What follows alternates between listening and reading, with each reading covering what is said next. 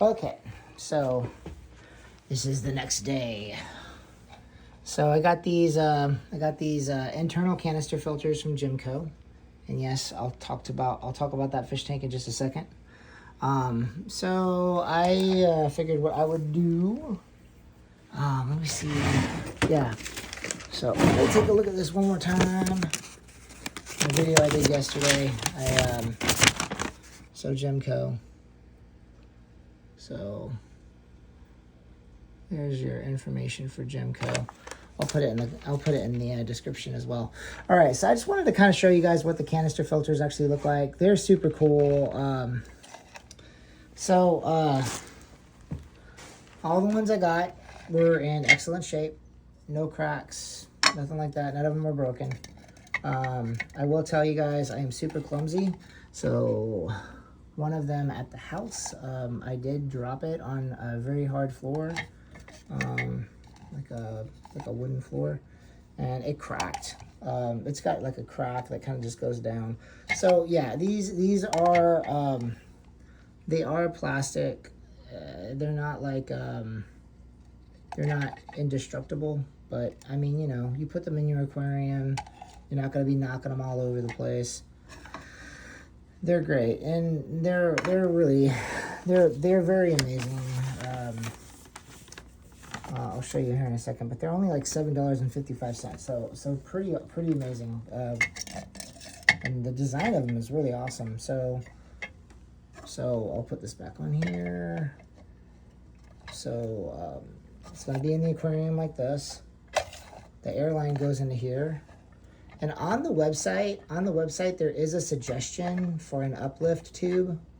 Like J EHMCO actually has uplift tubes that you can buy that actually fit this perfectly. So you could actually have an uplift tube, and then even you could make something to where it like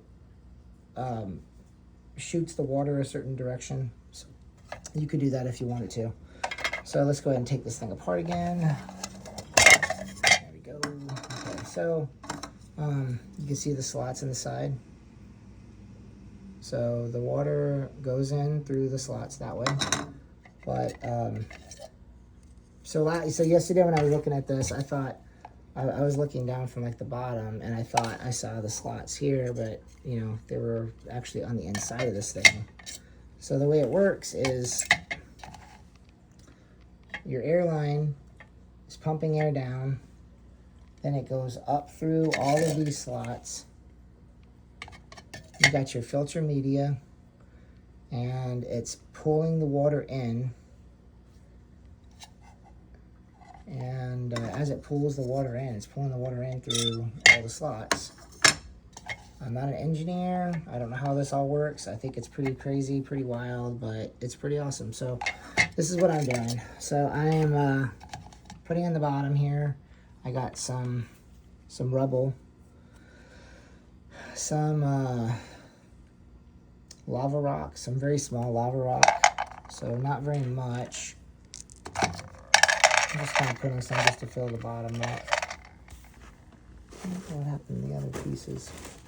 So just that's actually really nice. I'll check to see which ones would fit. So you can kind of imagine. So imagine just, you know, like something in there.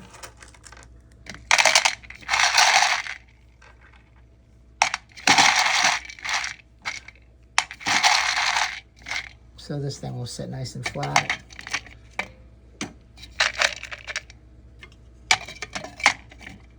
Yeah, there we go. Now, okay. This is something I do. I don't know anybody else that does this, except for, you know, saltwater people will, you know, they have their filter socks. In saltwater world, filter socks are pretty awesome. So I take my filter media, this polyfill stuff, and I actually put it in these fabric bags. You know, I rinse this stuff out in water, and then I stick it in the fabric bags, and then I just wash it, you know, just reuse it. I reuse my polyfill. Some people don't. That's okay. So I'm just going to go ahead and take this stuff here. Just going to stuff it around.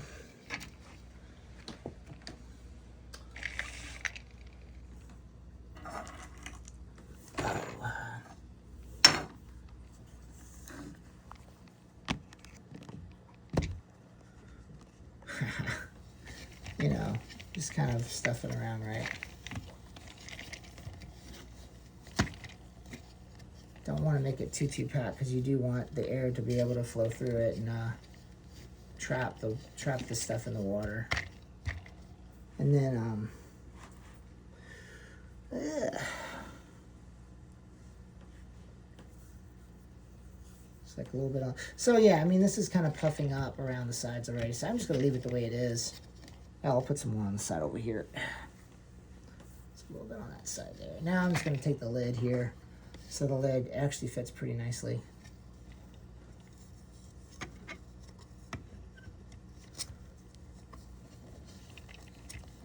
Did I put too much?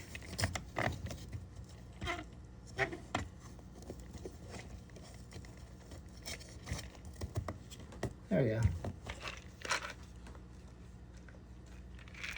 So yeah. I'd actually, you know, put that in there all the way through. But anyways, you guys get the idea. Okay, now let's go ahead. I'm just going to show you.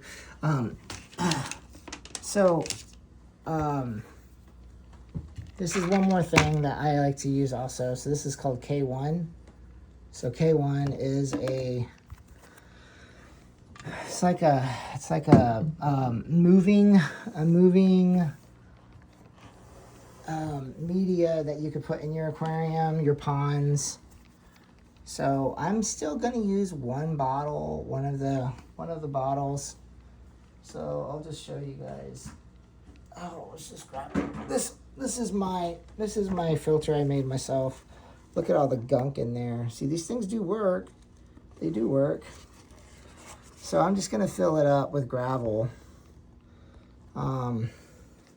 Up to where the line is, where those holes are. Like a little tiny bit above that.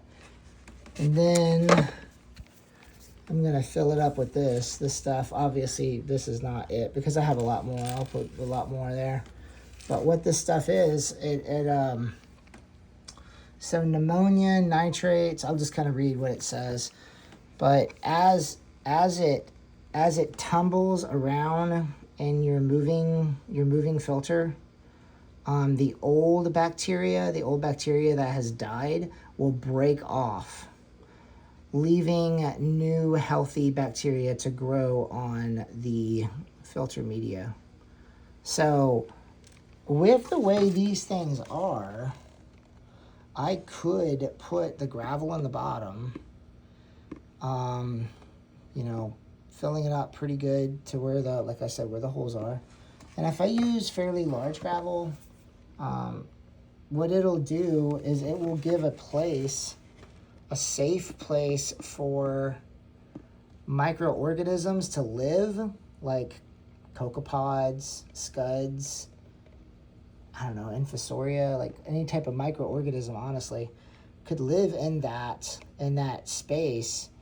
And I can use a coarse sponge at the very top, and this would just be a filter that would only break down pneumonia and nitrates. Okay, I'm just gonna read. This is a little AI blurb from Google of what this stuff does. But the K1 has been around for a very long time. I don't even know how long, just a really long time. So this is what it says. A high performance, self-cleaning, virgin polyurethane medium used in aquariums and ponds, filtering to cultivate beneficial bacteria for pneumonia and nitrate removal. So it's wheels, so that's the shape of it. Because if you look at K1, focus, you see all those little spaces, all the little spaces. See.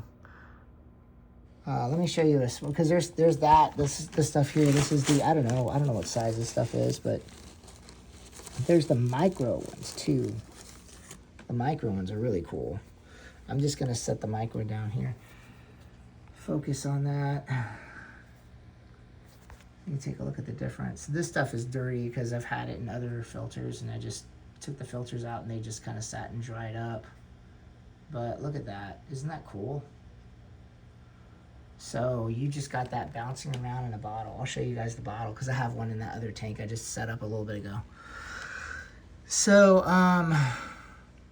its wheel-shaped design provides a large protected surface area, and it's got some, I don't know if that's going to be clear or not for you guys to see, whatever that means. The tumbling with water movement, blah, blah, blah, blah, blah. So yeah, this stuff gets rid of like the ammonia and nitrates, which is pretty wild.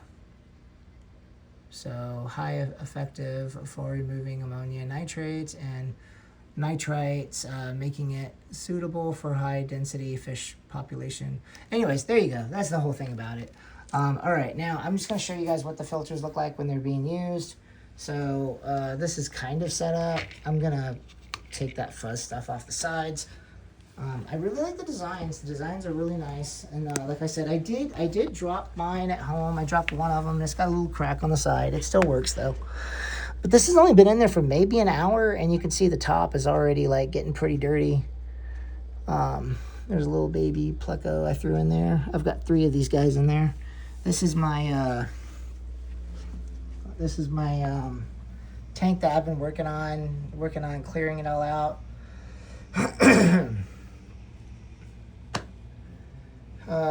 Man.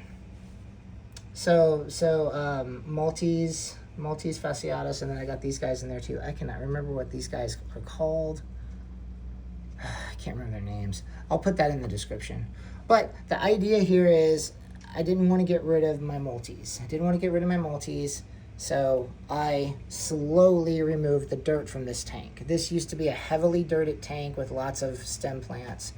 And just over time, I just kept removing the dirt. And you can see there's still some dirt in there. But you know, I think that'll be good for my valve, my jungle valve that's in the back. That will start to grow out more. But anyways, this is the Caldera. So this is the K1 bouncing around. See how it's just kind of tumbling there? So this is my little DIY filter. I'm gonna cover it up. I'll just put some valve around the section there so it won't be so clear. It won't be so easy to see. But yeah, so these guys, the Maltese and those guys back there are from the same lake, Lake Tanganyika. And that's the reason why I have these giant pieces of coral. It's because they need a high pH. So like a pH of like, I don't know, 8.3, I think is what this thing is, 8.3, something like that. But yeah, there you go. I don't know what else to tell you guys about this, but so yeah, if you guys want some really cool filters, J EHMCO all day. I'm super stoked about the customer service and how these all look. And there you go. All right, thanks for watching, guys.